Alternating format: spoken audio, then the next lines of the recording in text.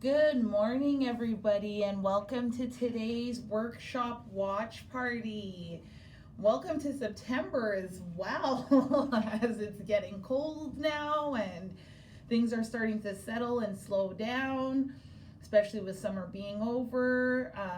Lots of people going back to school.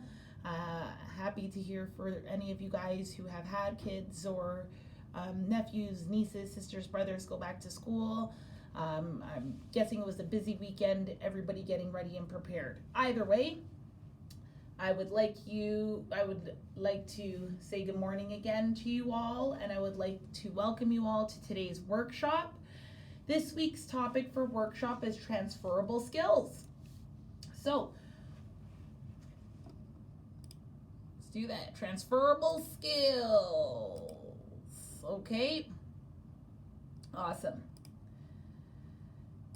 So, just our usual announcements and our usual reminders before we get started on today's topic. We would like for you all to join us by clicking on the video with the blinking purple border that is on our Facebook page.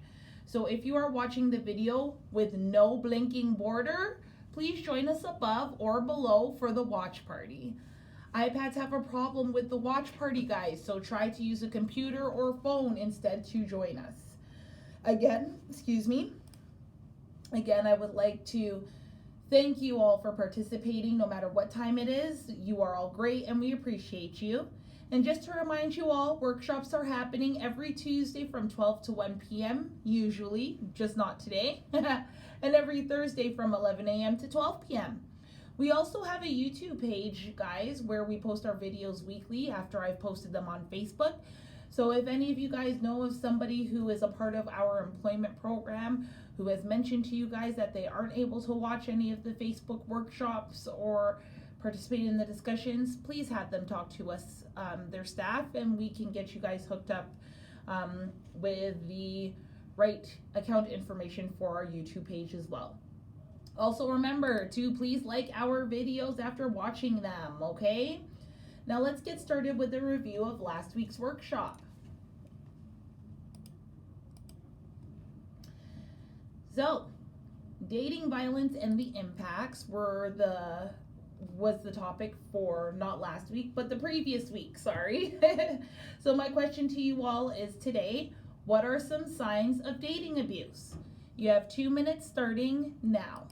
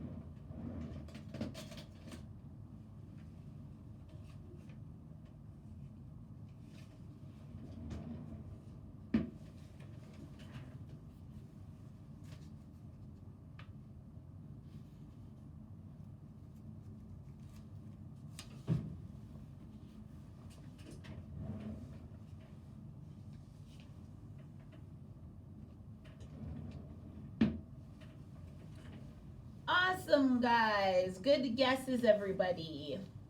Now, let's review what some more of the signs are that I mentioned in the last workshop, okay? So, this list includes forcing you to have sex when you don't want to, telling you that you owe them sex in exchange for taking you out on a date, acting overly jealous, including constantly accusing you of cheating, being extremely controlling, such as telling you what to wear, forbidding you from seeing friends and family, or demanding to check your phone, email, and social media, constantly checking in with you and getting angry if you don't check in with him or her, putting you down, including your appearance, clothes, makeup, hair, weight, intelligence, and activities, trying to isolate you from other people, including by insulting them, blaming you for the abusive behavior and listing the ways you made him or her do it, refusing to take responsibility for their own actions, apologizing for abuse and promising to change again and again,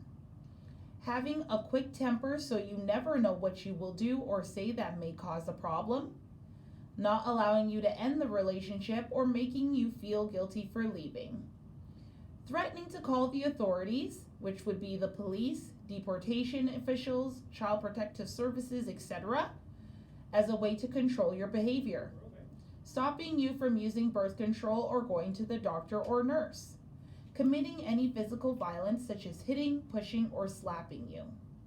None of the behavior described above, guys, is okay. Even if your partner does only a few of these things, it's still abuse. It is never okay for someone to hit you or be cruel to you in any way. And that was the biggest piece I wanted you all to understand when we had done dating violence and the impacts at our previous workshop. At no point in time is anybody either verbally abusing you, physically abusing you, emotionally abusing you, mentally abusing you at any point in time. Are any of those things okay?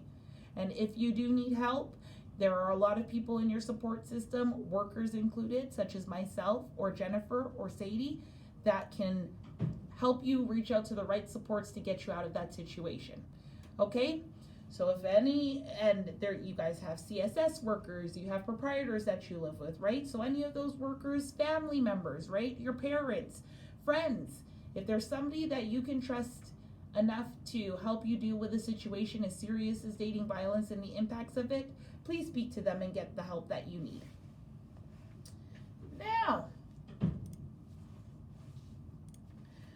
for today's workshop topic, the topic is transferable skills, okay?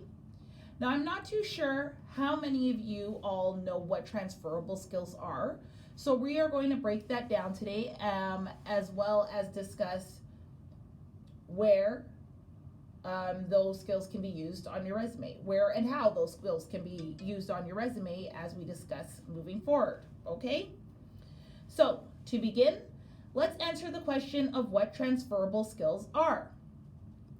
Transferable skills are skills and abilities that are relevant and helpful across different areas of life, socially, professionally, and at school. They are portable, which means movable, skills, right? Portable meaning movable, meaning transferable, meaning you can use them somewhere else or in the same area kind of thing. They're movable skills. People usually think about their transferable skills when applying for a job or when thinking about a career change. Employers often look for people who can demonstrate a good set of transferable skills. The good news is that you already have transferable skills. You've developed such skills and abilities throughout your life. At school and perhaps at university, at home, and in your school and in your social life, as well as through any experience in the workplace. It is often important that you can identify and give examples of the transferable skills that you have developed. This will go a long way to persuading prospective employers that you are right for the job. Most people will have at least 3 different careers during their working life, and many of the skills used in one will be transferable to another, right? So I'm one of those people. I transferred from working as a CDSW in a house with people with developmental disabilities to working as an employment specialist with people with disabilities. The common piece of my job, there was a couple of common pieces of this position that related to me working out into the community with clients to be able for me to become a job coach. So a couple of those skills was organization. Organization was really big, both with working with in homes with people with disabilities as well as looking for jobs with people with disabilities. Time management, that's one of my main skills, right? So I'm a bit strong in the sense that I get all of my tasks done when they're supposed to be done, and even so more so before then. I usually try to, right? So time management skills I was able to transfer from working in a house to working in an office. Other skills, dependability. Anytime anybody needs me to support them in whatever specific situation it is, whether it be covering off for a client or covering somebody's holidays or making sure something is done for somebody as they are away, I'm dependable and people can depend on me, right? So those are all transferable skills that you can take from one job to another job. Just as I'm dependable in the office, I was also dependable in the house. So if there was ever a shift that needed covering, usually I was asked to cover a shift. Stuff like that, right? So those are all examples of transferable skills. Transferable skills continued, so we're going to discuss a little bit more of those in detail. So the lack of direct experience is not necessarily a barrier to a new job, okay? You may think that a lack of relevant industry-specific experience will stop you from getting a job, but this is not always the case. If you are changing careers, have recently graduated, or are looking for your first job, you'll be pleased to learn that employers are often looking for potential. It is vital, therefore, that you sell your potential by demonstrating the transferable skills that you have developed already. So what they mean by that is, if you put that you are punctual on your resume, you'll want to make sure that you are early for your interview, right?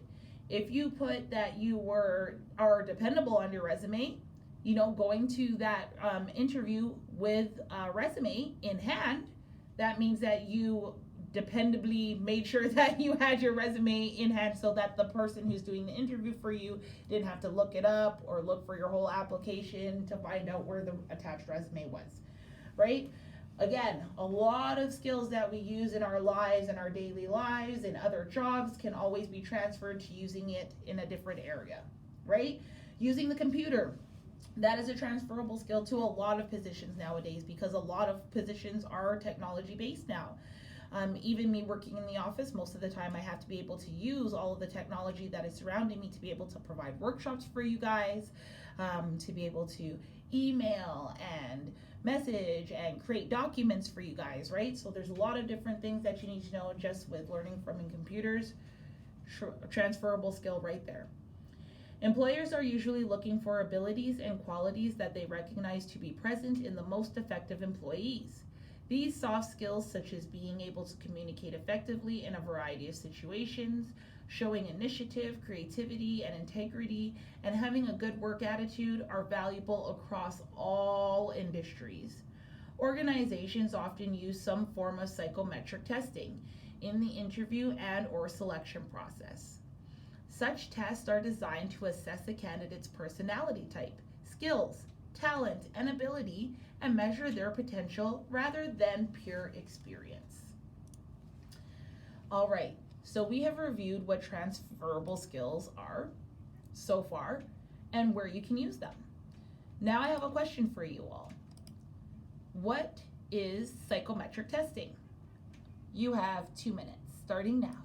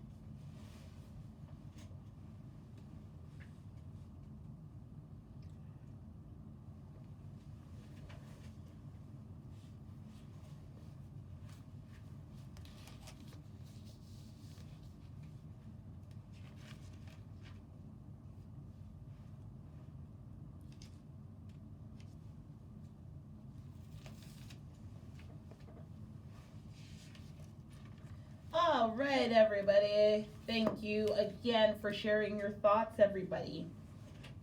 Here is the definition for psychometric testing. Psychometric tests are a standard and scientific method used to measure individuals' mental capabilities and behavioral styles. Psychometric tests are designed to measure candidates suitable for a role based on the required personality characteristics and aptitude or cognitive abilities.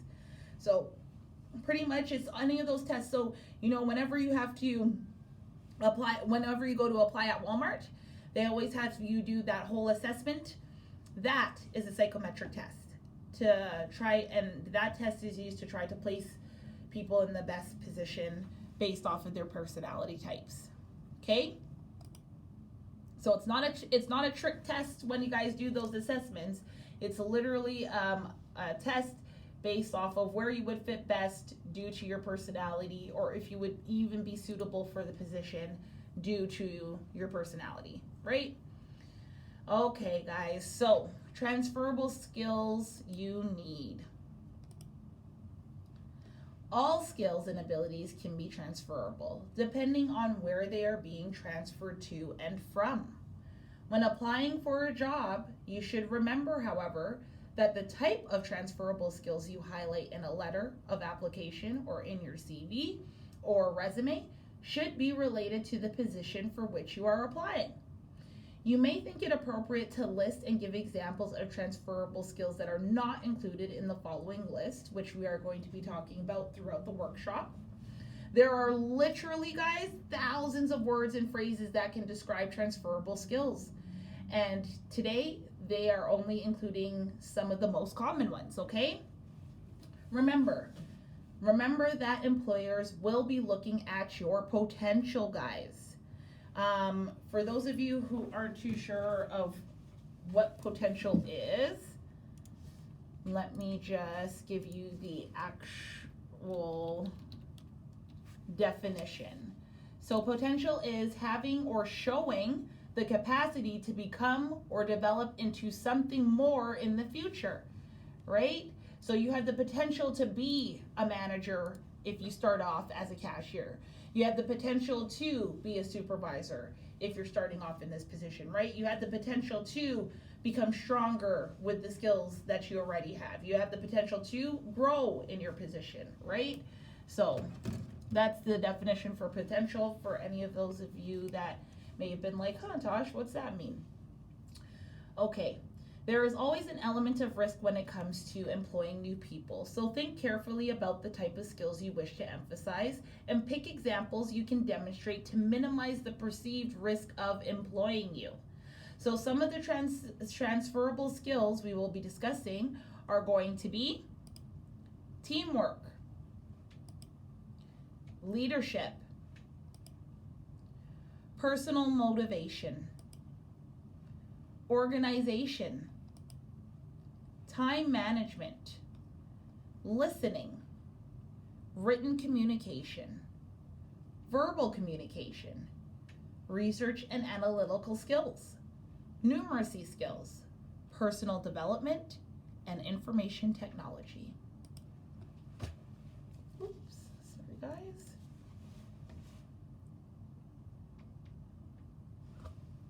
One sec, I'm just gonna move this back because I must have hit it. There. Okay, perfect. So the first skill we are going to discuss is teamwork.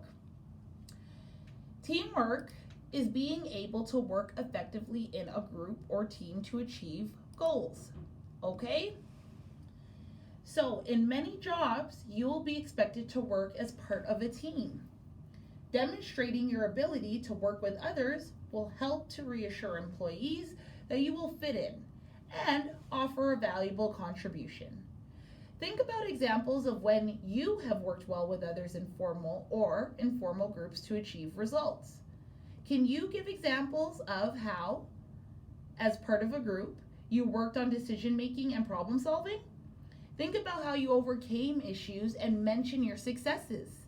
Use examples from previous work experience, from education, and from being a member of a social or sports group. So there's a lot of times, guys, with a lot of the clients that I meet with and have met with over the years, that I do meet with and have met with over the years that I definitely explain to you guys and review discussing your previous work experience. Now, I don't think I've given a very good definition of why we should talk about using examples from your previous work experience, but this is the definition of why. It's because it's an explanation of our transferable skill, a skill that you worked and did and utilized at one job, but because of you having that experience and because of you having that training from doing that specific thing at this one job, that means when you go into your interview and you're asked about your previous work experience and that situation, you can use that as an example of your transferable skill. So it's not specifically, guys, the skills that you have to remember or the skill that you're trying to talk about, but your experiences in life, right? And that is the biggest and easiest way for me to put that. I wish that I could explain that storytelling is usually the easiest way to make it through an interview, but it's not. Everybody has their way of doing things. Some people need to have everything written down so that they can rehearse those skills and rehearse that situation so that when it comes time to them being in that situation, they're completely prepared. Other people like me, I need at least the layout of what it is that I need to do, and not like a thin layout, like a good thick layout. Actually, no, I'm definitely more like the first person. I need a full plan. I need a full plan ahead so that I can fully prepare for what it is that I'm doing, what it is that I'm talking about.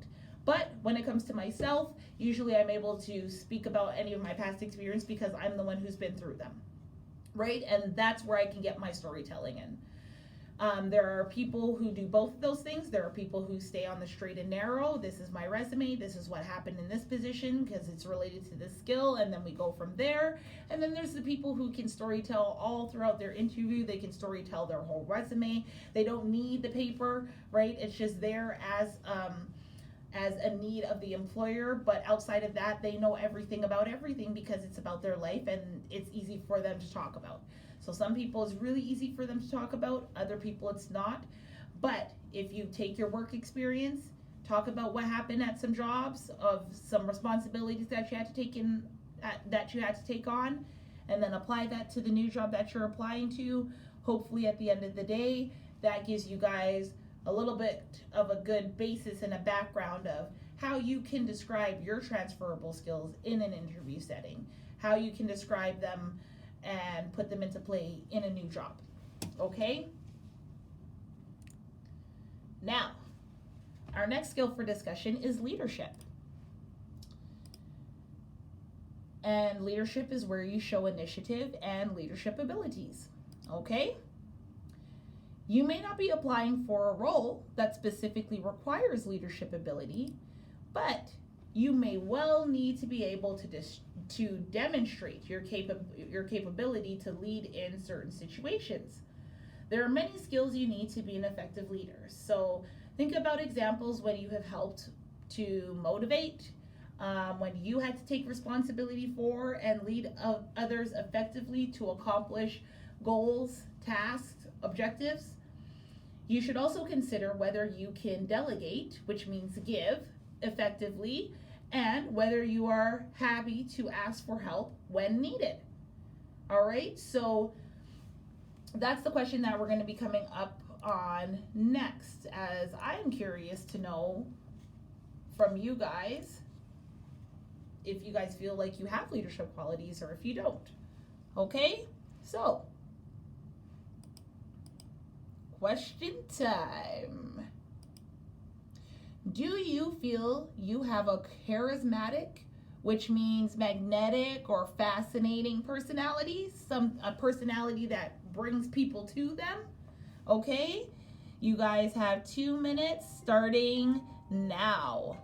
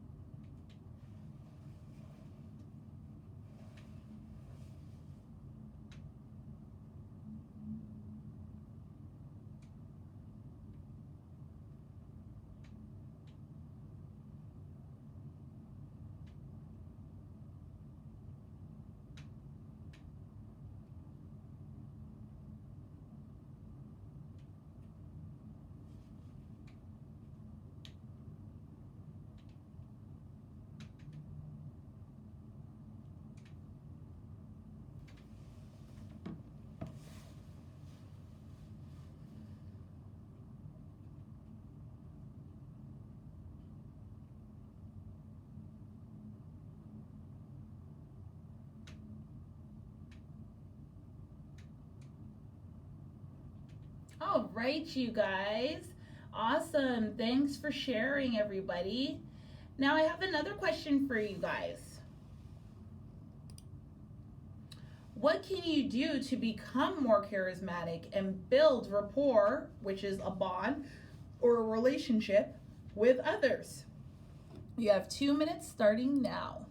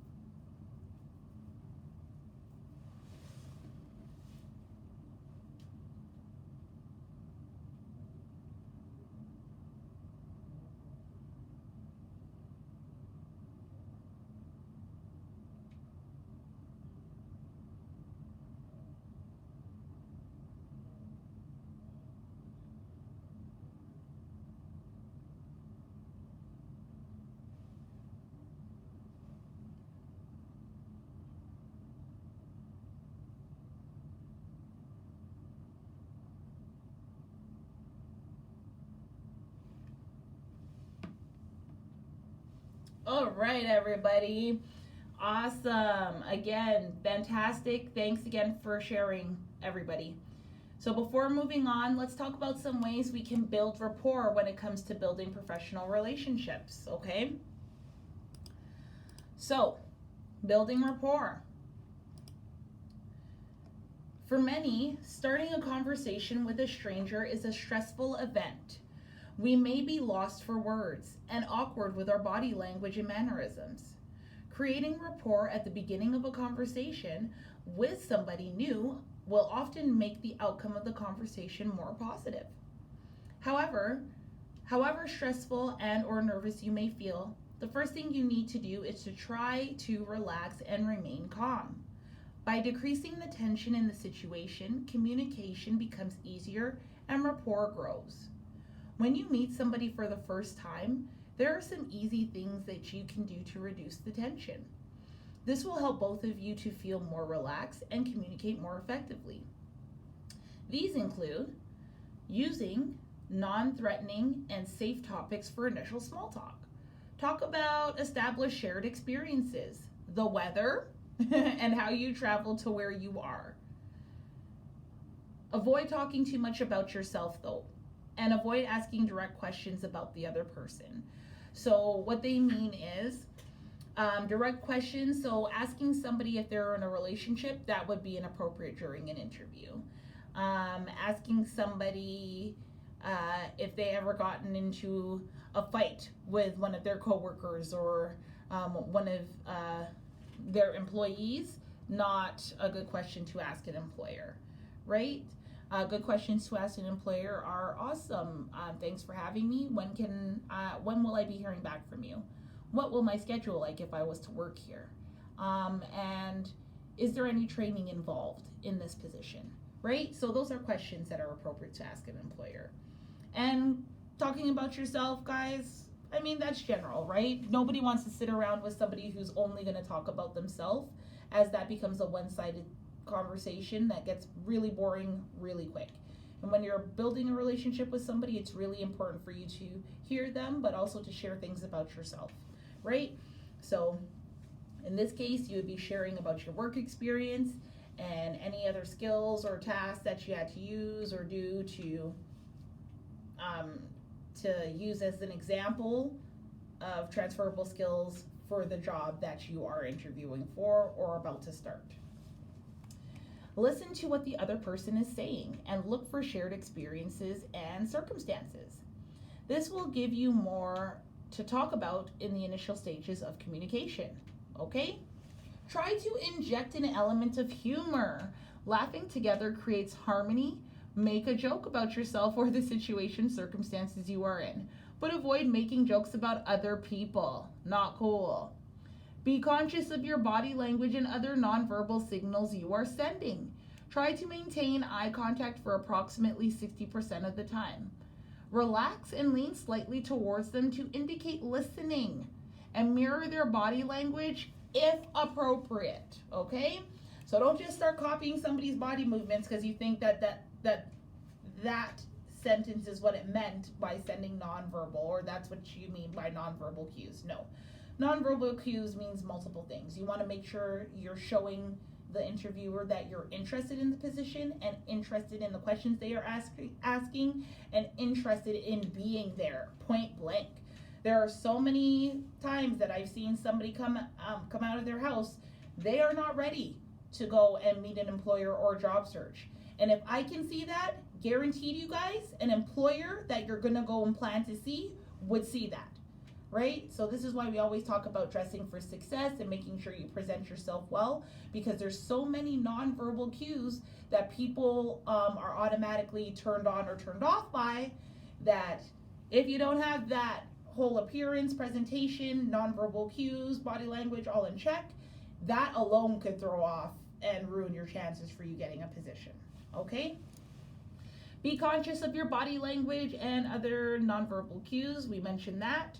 Show some empathy. Demonstrate that you can see the other person's point of view. Remember, rapport is all about finding similarities and being on the same wavelength as somebody else. Being empathic will help to achieve this. Make sure the other person feels included, but not interrogated during initial conversations. Just as you may feel tense in an easy meeting and talking to somebody new, so may they, guys. Put the person at their ease. This will enable you to relax in conversation to become more natural. So when it comes to meeting somebody new, it doesn't just go one way, right? Both people are usually nervous in this situation. Sometimes it's the interviewer that's nervous, which I've talked to a couple of interviewers, and yes, they've definitely said that they're nervous during interviewing somebody, right? Other people, no, not at all, but it does go both ways. So keep note of that, guys. All right. Personal motivation, organization, and time management. Manage and prioritize your workload and time effectively. As well as being able to work effectively in a group situation, you are likely to be required to work alone and take responsibility for your time and work. It is important to demonstrate to potential employers that you have effective time management and personal organizational skills. Mention examples in your cover letter, CV, resume, or during an interview that demonstrate that you have structured and arranged resources to achieve objectives or achieve goals.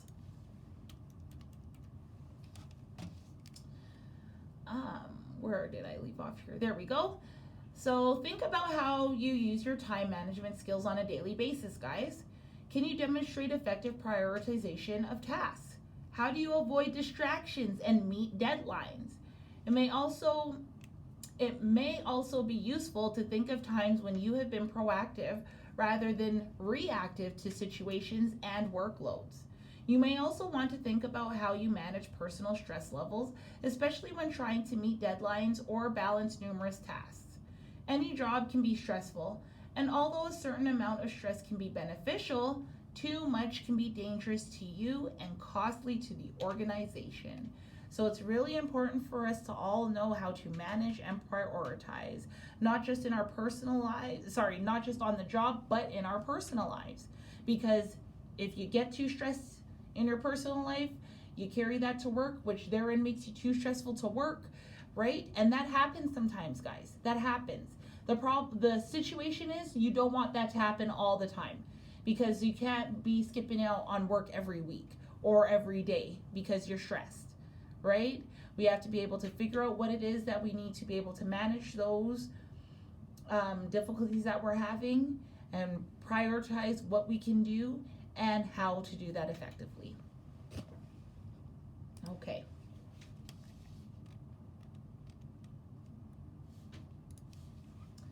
Listening. Are you a good listener? Employers commonly complain about their staff's inability to listen effectively And Richard Branson rates effective listening as one of the most important skills we can develop.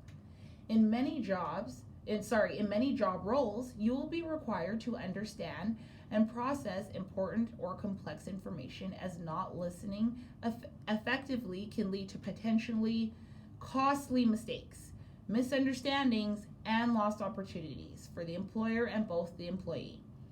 Most people think that, compared to others, they are better listeners. However, most of us can benefit from learning and practicing effective listening techniques. Spend some time thinking about and learning how to listen effectively. And I can't stress this enough, guys. I've talked about it multiple times. We definitely need to listen to the directions that are being given to us, right? We have to listen as much as we need to be heard. Okay? So, it's that time again, everybody. Question for you guys. How many of you are good at following directions given to you? You have 2 minutes starting now.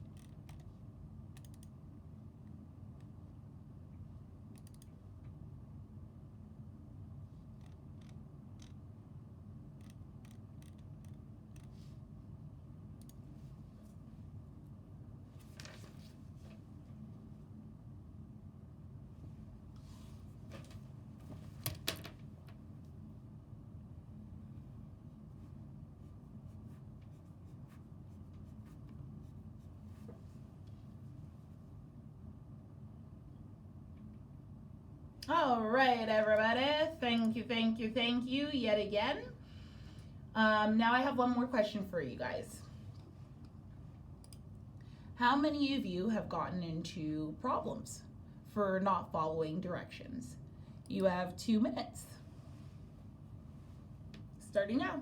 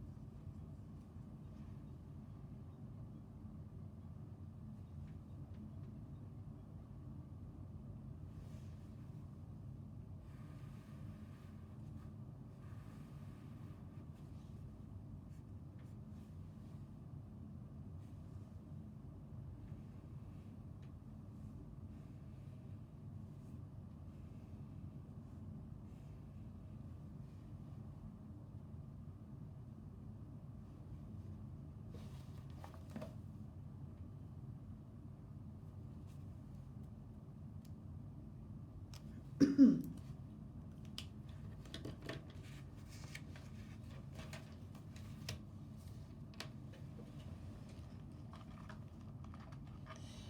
Okay, everybody. Again, I would like to thank you all for sharing. So, just as a response to some of the responses that I know that I'm probably going to see during the workshop, I just wanted to remind you guys that listening goes both ways. There are a lot of times that we may feel as though we are not being listened to, but if we take our time to listen, we may hear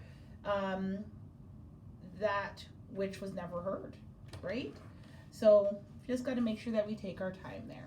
Okay, we only got a few more, guys.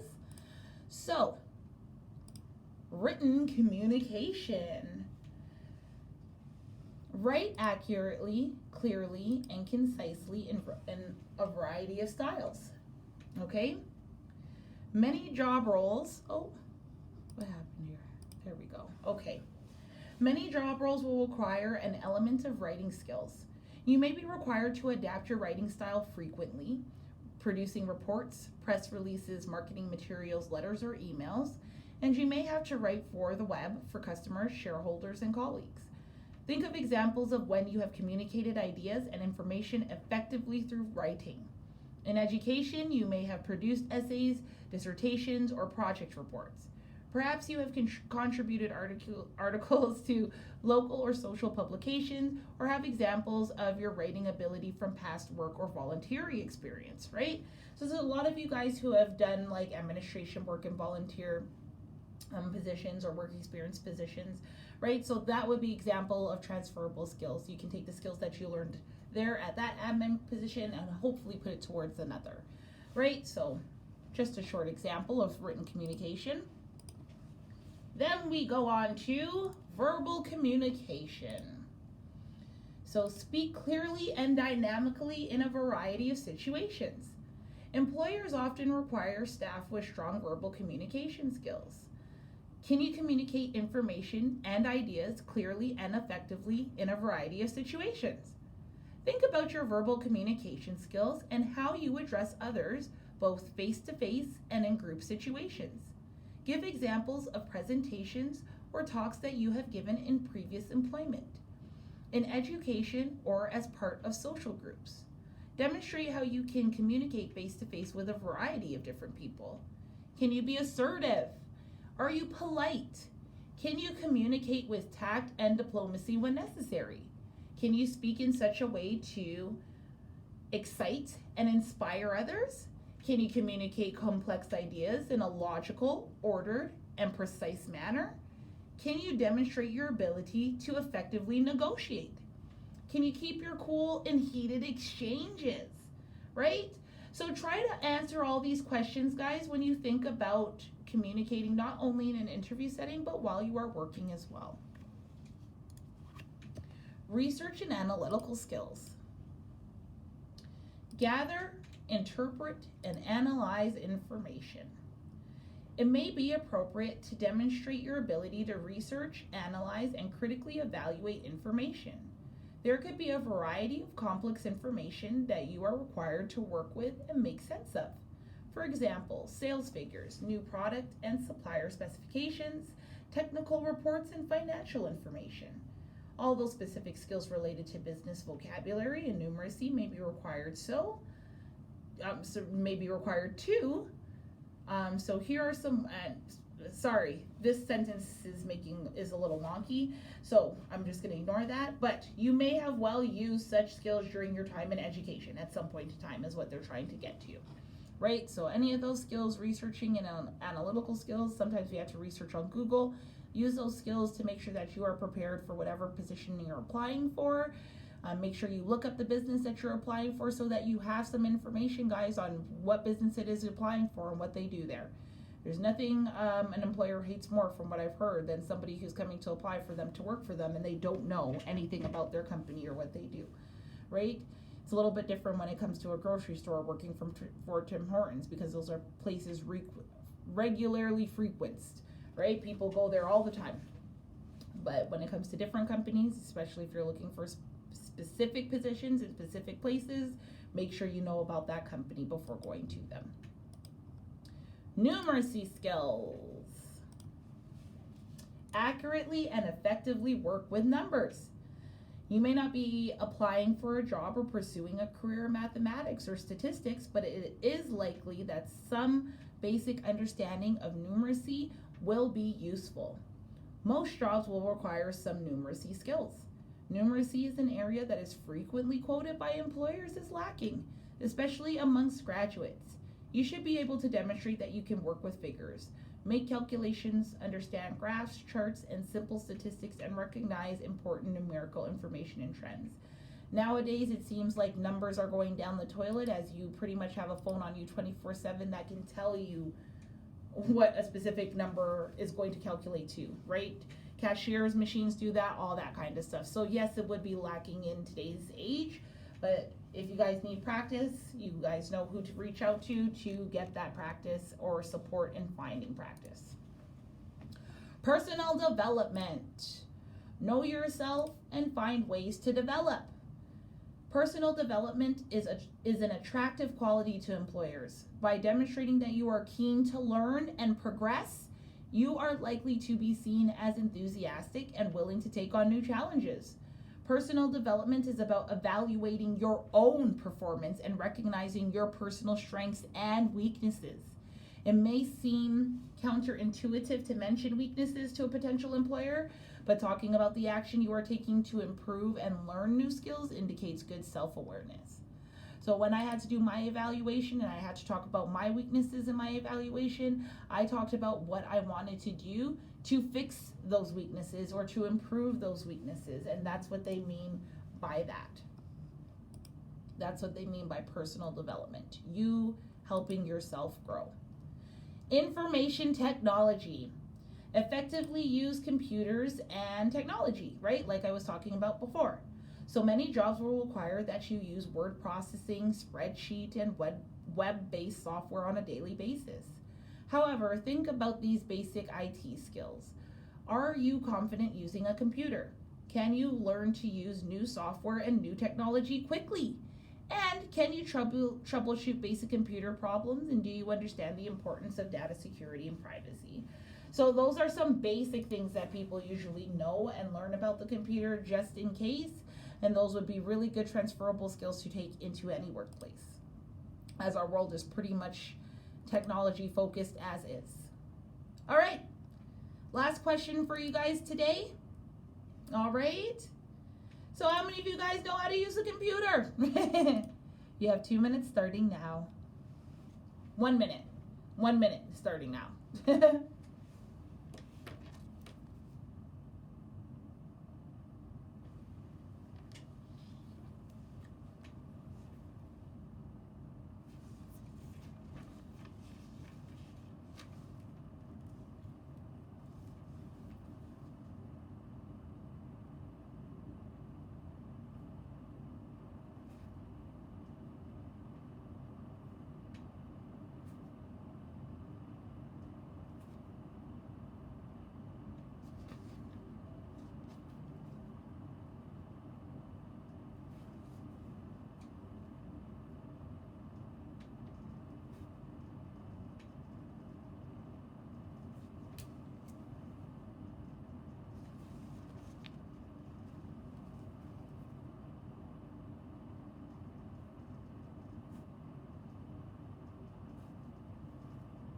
Awesome, guys. Thanks for sharing yet again. Okay, so again, it looks like most of us can use computers, right? So that is what you will be using moving forward as a transferable skill, right? You'll want to mention that. Okay, so just to wrap up our discussion of transferable skills, guys, I want to recap the discussion of the skills we discussed today. We talked about teamwork, leadership, personal motivation, organization, time management, listening, written communication, verbal communication, research and analytical skills, numeracy skills, personal development skills, and information technology. All of these skills can be learned not just at work, but in life, and they can be transferred to your resumes as skills you can use in the workplace. These aren't all the transferable skills in the world, guys, but the main ones are the ones that we talked about today. Some of the regularly used ones, right? But there's so many more. There's so many different skills that you can look up to add to your resume.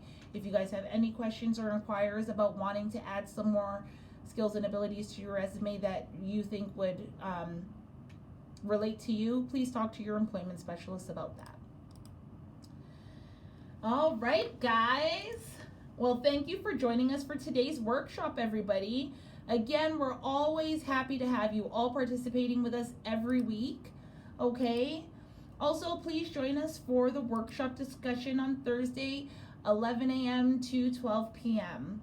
I also want to remind you all to like our videos after you have watched them. This is the best proof we have that you are all This is the best proof we have of you all having watched the videos we post if you aren't joining us during the watch party time.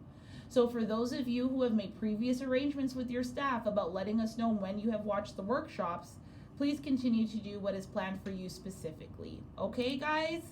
Thanks and have a great day.